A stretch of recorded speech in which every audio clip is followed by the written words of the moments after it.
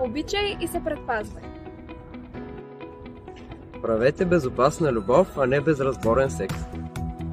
За да получаваш любов, трябва първо да се научиш да обичаш самият себе си. Презервативът струва стотинки, а здравето е безценно. Не правете секс само защото и другите го правят. Забавлявай се отговорно. Пазя себе си, пазя и теб. Познанието е най-добрата превенция от ХИВ заразата. Ние от първа гимназия се тествахме, тествайте се и вие. Предай нататък любовта, а не вируса.